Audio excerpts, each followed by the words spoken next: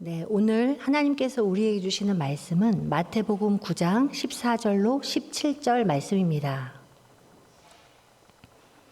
신약성경 마태복음 9장 14절로 17절 말씀 이제 저와 여러분이 교독하시겠습니다. 그때에 요한의 제자들이 예수께 나와 이르되 우리와 바리새인들은 금식하는데 어찌하여 당신의 제자들은 금식하지 아니하나이까?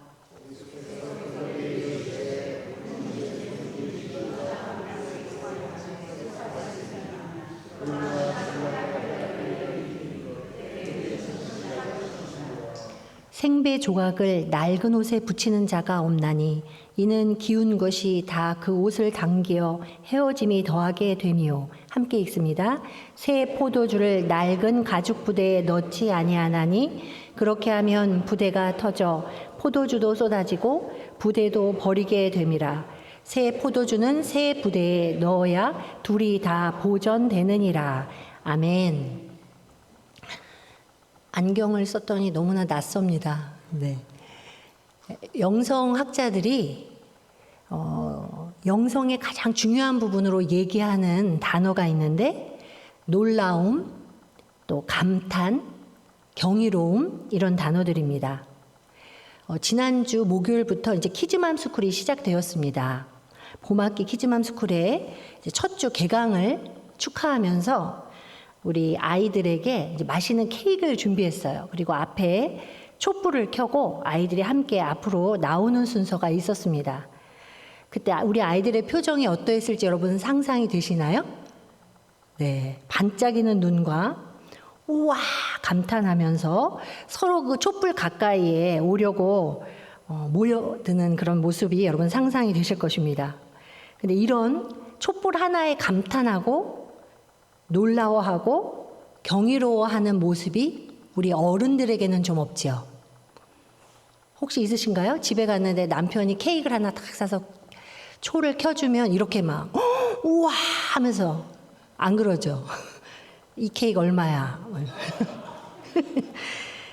자, 사람들은 철학의 출발도 놀라움이다, 놀람이란 단어로 말합니다. 우리가 철학자들 많이 얘기하잖아요. 근데 철학 아주 심오하고 어려워 보이지만 그 철학의 출발점은 놀람이라는 것입니다. 당연히 바라보는 것이 우리 영에는 별로 도움이 안 되는 거예요. 당연히 바라보는 매일의 삶은 우리에게 놀라움을 주지 않는다. 부모가 자식을 사랑하는 것 당연하지. 추운 겨울이 끝나고 봄이 들어서는 것 당연하지. 봄이 끝나고 뜨거운 여름이 시작되는 것 당연하지. 이렇게 생각하는 이런 삶은 놀라움도 감탄도 감사함도 없는 삶입니다. 여러분 매일 매순간 작은 것 하나에 감동하고 감탄하며 살고 계신가요? 요즘 혹시 무엇을 보고 요즘 최근에 와 하나님 정말 멋져요. 감사합니다. 이렇게 외쳐보신 분 손 들어보세요. 어디에서요? 남산? 네. 자, 우리 크리스찬들은 날마다 뭔가 새롭게 하나님이 우리에게 주신 것들을 바라볼 필요가 있습니다. 제가 이제 몇 가지를 감사의 고백으로 말을 할 텐데 자기에게 해당되는 것이 있으면 아멘 하고 말씀해 주세요. 오늘 눈을 뜨고 바라보는 따뜻한 봄 햇살이 새롭고 놀랍고 감사합니다. 오늘 내 옆에 남편이 함께하고 있음에 감사합니다. 늘 내 옆에 잔소리하지만 식탁에 마주 앉아 있는 내 아내가 감사합니다. 나에게 자녀가 있음이 감사하고 축복임을 고백합니다.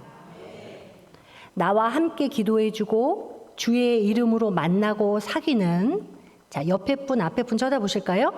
눈으로 살짝 인사해 보세요. 신당 중앙교회 공동체가 있는 것이 감사합니다. 날마다 작은 것 하나에도 하나님께 감사하고 감격하며 사는 우리 신당 중앙교회 성도님들 되시기를 주의 이름으로 축복합니다. 하지만 모든 사람이 이런 감사와 고백을 갖고 사는 것은 아닙니다. 작은 것 하나에도 비난하고 쓸데없이 고집하고 주장하고 그것에 붙잡혀서 사는 사람들도 성경 속에도 나옵니다. 오늘 본문에 어느 날 세례 요한의 제자들이 예수님을 찾아와서 묻습니다. 우리와 바리새파 사람들은 자주 금식을 하는데 우리와 자기들도 그렇다는 거예요. 강조하면서 왜 선생님의 제자들은 금식을 하지 않습니까? 이 질문은 단순한 그냥 질문이라기보다는 비난의 말입니다.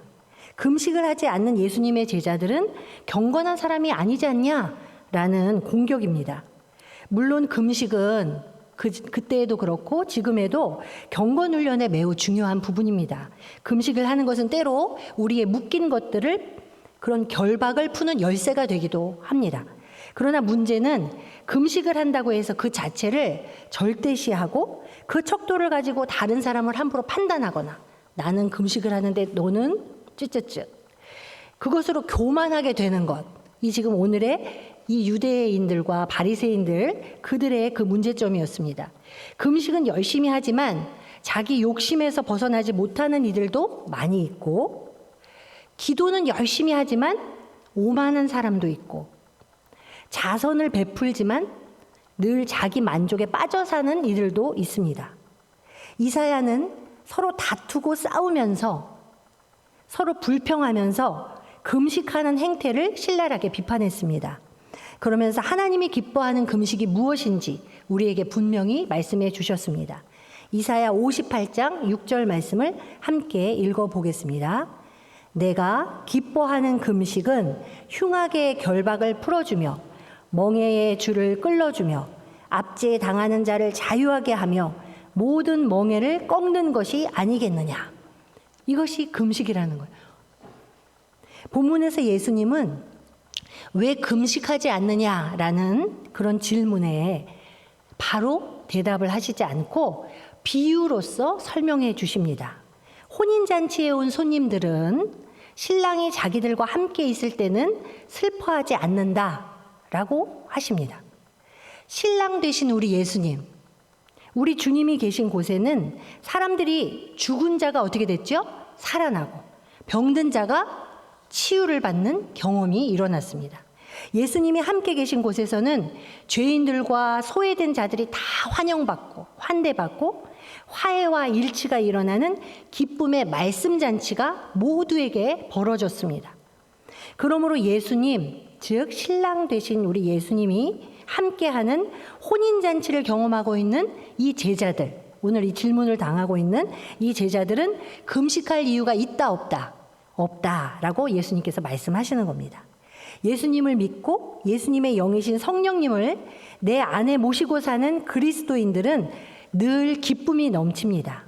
혼인잔치를 경험하고 누리고 살기 때문입니다. 아멘.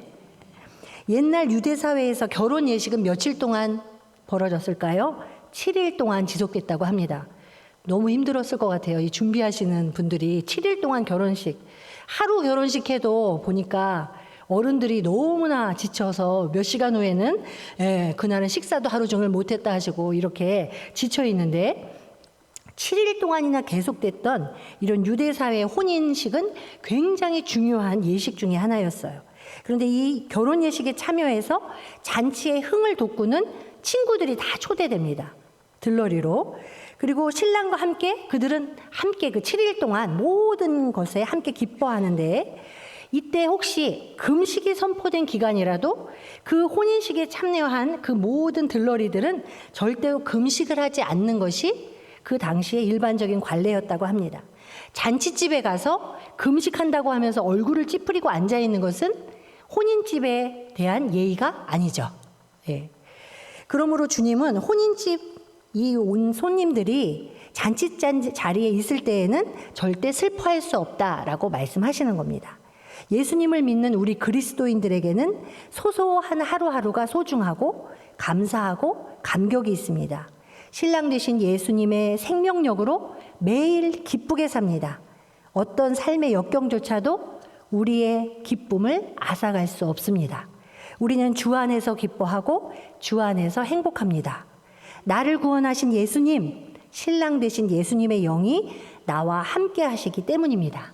아멘. 오늘 우리가 기억할 하나님의 말씀 첫 번째는 신랑 되신 예수님과 함께하는 기쁨으로 매일매일 살라 하는 말씀입니다.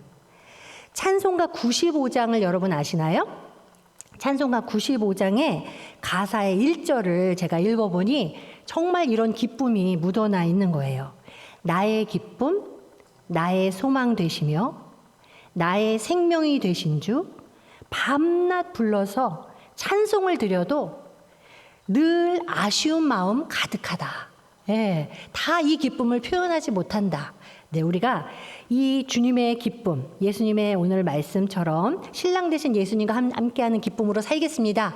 그 기쁨을 기억합니다. 내 안에 그 예수님이 계십니다. 라는 고백으로 95장 1절 찬양을 천천히 한번 같이 불러보겠습니다. 1절 가사 띄워주시고 두 번을 불러볼까요? 네. 나의 기쁨, 나의 소망 되시며 나의 생명이 되신 주, 밤낮 불러서 찬송을 드려도 늘 아쉬운 마음 뿐일세. 가슴에 손을 얹고 다시 한번 나의 기쁨, 나의 소망 되시며 나의 생명이 되신 주, 밤낮 불러서 찬송을 드려도 늘 아쉬운 마음 뿐일세. 아멘. 신랑 되신 예수님과 함께하는 기쁨으로 매일의 삶을 사는 우리가 되기 바랍니다. 아멘. 그런데 사실 예수님의 이런 모든 가르침과 행동 속에 당시 유대 종교 지도자들이 고집하며 주장했던 것과는 굉장히 많은 부분이 계속 부딪혔어요. 예수님의 가르침을 보면 단순히 과거의 전통이나 그런 율법을 답습하지 않고 계시는 모습을 볼 수 있습니다. 과거의 전통과 율법을 받아들이지만 그 속에 담겨진 참된 하나님의 뜻, 그 속뜻을 계속 헤아리려고 노력하셨던 모습을 우리가 볼 수 있습니다. 옛 율법을 받아들입니다. 오케이. 그러나 그것을 새롭게 해석하십니다. 산상수훈에 등장하는 내용을 보아도 우리가 알 수 있는데요. 마태복음 5장 21절, 22절 말씀을 함께 볼 때에 21절 말씀을 먼저 읽겠습니다. 옛 사람에게 말한 바 살인하지 말라. 누구든지 살인하면 심판을 받게 되리라 하였다는 것을 너희가 들었으나. 자, 이것은 옛 전통이에요. 자, 예수님께서 다시 재해석해 주신 말씀입니다. 22절 함께 읽습니다. 나는 너희에게 이르노니 형제에게 노하는 자마다 심판을 받게 되고 형제에 대하여 나가라 하는 자는 공회에 잡혀가게 되고 미련한 놈이라 하는 자는 지옥불에 들어가게 되리라. 아멘. 또 있습니다. 마태복음 5장 27절, 28절 말씀을 한 번 더 살펴보겠습니다. 27절 먼저 읽습니다. 또 간음하지 말라 하였다는 것을 너희가 들었으나, 이것은 뭐예요? 오래전부터 계속 유대인들이 지켜왔던 오래된 그들의 전통과 율법입니다. 자, 28절 말씀 같이 읽습니다. 나는 너희에게 이르노니 음욕을 품고 여자를 보는 자마다 마음에 이미 간음하였느니라. 예수님은 그 중심을 더 중요하게 보시고 그 다음에 그 본 뜻을 중요하게 여기는 거예요. 주님은 옛 교훈을 버리지 않되 그것을 문자적으로 이해하기보다는 본래의 의미를 우리에게 깨닫게 하셨습니다. 예수님의 하나님 나라 비유를 우리가 보면 매우 심오한 진리가 담겨 있어요. 하나님 나라의 비유 중에 어떤 게 기억나시나요? 하나님 나라 비유 중에 아시는 거 어떤 비유? 겨자씨 비유. 네. 또. 네.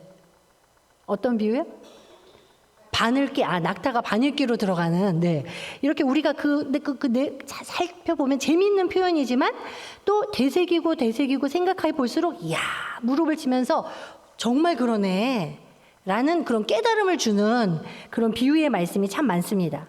그런데 그 비유의 어디에도 그렇게 굉장히 어려운 내용의 비유가 없어요. 그 비유라는 것은 어려운 내용을 좀 더 쉽게 설명하기 위해서 하는 거잖아요. 그래서 일상생활 속에서 그 당시에 유대인들이 잘 알고 있는 이야기, 그런 단어나 그런 것들을 가져다가 이렇게 사용하셨습니다. 예수님이 사용하신 비유를 살펴보면 밭을 갈라나간 농부 이야기, 또 유대인들이 늘 생활 속에서 바라보는 씨 뿌리는 사람과 4가지 종류의 밭의 이야기, 또 밭에서 밀과 함께 자라나는 가라지 때문에 머리를 긁으며 고민하는 농부의 이야기, 그물을 끌어올리고 고기를 골라내는 어부의 모습, 또 밀가루로 반죽하는 여인과 그 속에 뭘 넣어요? 누룩의 이야기, 드라크라마 하나를 찾기 위해 온 집안을 빗자루로 쓸고 있는 여인의 모습, 또 잃어버린 양 한 마리를 찾기 위해 계속 찾는 선한 목자의 이야기. 이처럼 진리는 어려운 것이 아닙니다. 하나님의 복음은 아주 쉽고 명료합니다. 인간의 편견과 고집과 전통이란 이름으로 그것을 제한하고 오히려 복잡하게 하지 않는다면 사랑의 하나님께서 우리를 사랑하시며 주시는 진리는 아주 분명합니다. 누구나 이해할 수 있습니다. 오늘 본문 속에서도 예수님은 생배 조각을 낡은 옷에다 대고 깁는 사람은 없다, 얘들아. 그렇게 하면 새로 된 조각이 그 낡은 옷을 당겨서 더욱더 크게 찢어진다 라고 말씀하십니다. 또 새 포도주를 준비했어요. 그럼 그 새 포도주를 낡은 가죽 부대에 넣지 아니한다. 그렇게 하면 부대가 터져서 포도주가 다 쏟아지고 부대도 버리게 된다. 새 포도주는 어디에? 새 부대에 넣어야 둘 다 보존된다. 이렇게 말씀하십니다. 참 재미있는 비유의 말씀입니다. 우리는 포도주 어디에 담아요? 병에 담죠. 유리병에 담아서 이것이 정확히 이해가 안 되지만 이 당시에는 포도주 가죽 부대가 좀 독특한 모양이었던 거죠. 지금의 우리와 다르게 우리가 여러 번 보셨을 거예요. 그래도 잠깐 한번 살펴볼까요? 포도주 가죽 부대. 네. 이것은 뭐냐면 당시 생활 속에 누구나 다 이런 비슷한 것들을 가정마다 걸어놓고 있었습니다. 포도주 보관 방법이 아주 독특했는데 포도주를 이런 어떤 양이나 염소의 가죽을 말려서 주머니로 만들고 그것에다 포도주를 이렇게 휴대해서 그 끝을 물 주머니 끝을 묶는 것처럼 묶은 다음에 그것을 통해서 이렇게 따라서 마셨던 겁니다. 자, 동물의 가죽을 사용하기 때문에 이것이 긁혀지고 낡아져서 가죽이 약해지면 어떻게 될까요? 새거나 터지게 되죠. 또 화학 변화가 일어나요. 그 안에서 포도주가 발효를 하면서. 그러면 오래된 가죽 부대는 자연적으로 내용물을 상하게도 할 수 있습니다. 그래서 낡은 웬만한 포도주는 좀 담아서 쓰더라도 새 포도주를 새로 담그면 어디에 넣을까요? 새 포도주를 담는 가죽 부대를 마련해서 넣는다. 또한 헌 가죽 부대에 새 포도주를 담으면 어떻게 될까요? 새 포도주가 발효하면서 새 포도주니까 발효하면서 가스가 엄청 많이 나오겠죠. 그것이 팽창을 해서 견디지 못하고 낡은 것들은 약한 곳으로 터져버린다. 그래서 포도주가 다 쏟아져서 버리게 된다. 그런 어리석은 짓을 하는 사람은 너희 중에 없지? 네, 그런 말씀입니다. 그래서 새 포도주는 새 부대에 담아야 하는 것이 당시의 상식입니다.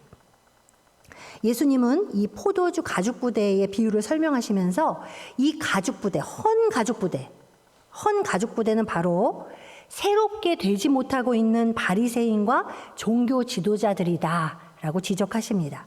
그리고 새 포도주, 너희가 앞으로 담아야 되는 새 포도주는 예수 그리스도, 은혜의 복음, 그것을 의미합니다. 그러면 그 예수 그리스도, 은혜의 복음, 그 놀라운 보화는 새 부대에 담아야 되는데 새 부대는 어떤 것이냐? 거듭난 사람, 새롭게 변화된 그리스도인을 의미합니다. 진리는 시대를 지나면서 그 진리를 지켜야 한다라는 명목하에 수많은 형식들이 만들어지고 또 이렇게 사람들이 만들어온 형식들이 역사를 통해 유행을 타거나 막 반짝 생겨났다가 사라지고 이렇게 왔다 갔다 하죠. 그런데 시절의 많은 이런 것들을 아무리 법도나 관습들을 수많은 것들을 만들어내도 그 가장 중요한 것은 무엇이에요? 진리죠. 오히려 그런데 사람들은 이 오래된 관습과 수많은 부수적인 것들에 치중하고 쳐다보다가 원래의 진리의 의미를 잊어버린 채 이 부수적인 것들에 문자적으로 지키려고 하는, 그리고 그것을 못 지키면 서로 비난하는 그런 바리새인과 종교 지도자들의 태도가 잘못되었다라고 오늘 지적을 하시는 겁니다. 예수 그리스도께서 하나님께서 주신 진리의 말씀으로 참된 생명으로 항상 새롭게 거듭나야 된다라고 우리에게 가르침을 주십니다. 날마다 원래의 하나님의 진리의 말씀, 그 말씀에 나를 항상 빗대어서 갖다 대보아서 자에다가 갖다 척도를 재보는 것처럼 고쳐 나가야 합니다.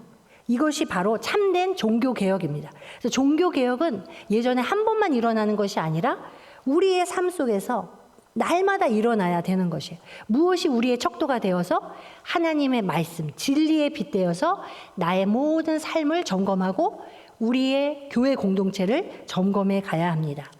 생배 조각을 헌옷, 낡은 옷에 대고 기우면 헌옷이 오히려 더 찢어지고 못 쓰게 되는 것도 같은 이치로 묶어서 이 비유와 함께 설명하셨습니다.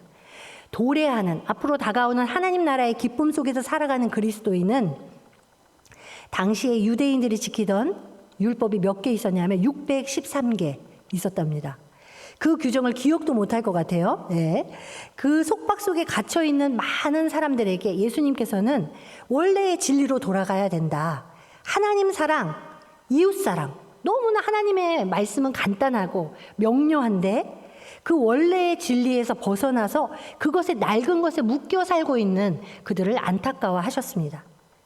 예수님은 유대인의 정결의식이라는 낡은 옷을 너희들이 벗어버리고 원래의 이웃사랑이라는 진리를 깨달아라 말씀하십니다.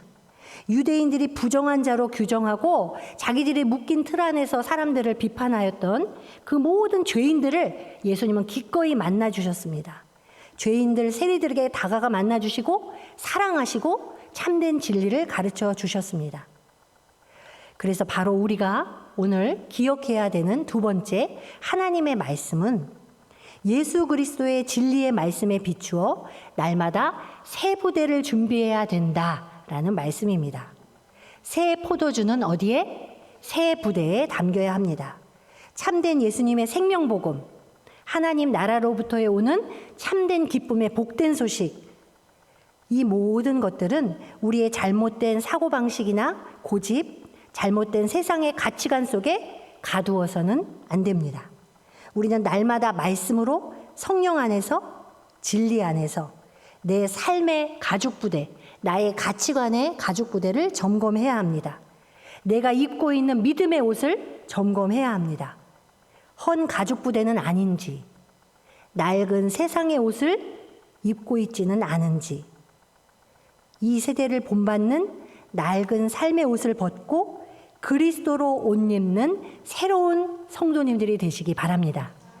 하나님 말씀 안에서 주시는 진리만을 삶의 표준으로 삼고 그 말씀을 따라 사는 우리 모두가 되시기 바랍니다.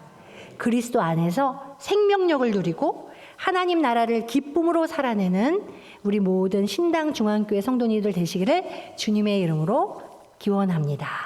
아멘.